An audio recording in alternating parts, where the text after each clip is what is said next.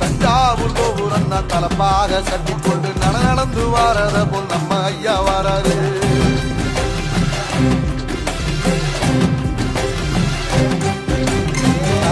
கொடுத்ததென்ன சீலக்காரி இருந்ததென்ன ஐயா ஊரு வர அள்ளி அள்ளி தருவாரு. சாதி சாதிக்கோடு சங்கமற்ற நாட்டுக்குள்ள எல்லா சாதிக்கோடு கோயில் போல வராது. இல்லை என்பதையை இல்லாம சென்றவர் பாண்டி தேரவர் அதர வராது. எதிர வந்த கண்ண எமக்கதில்ல தமிழ பரம்பரைக்கு தன் மனம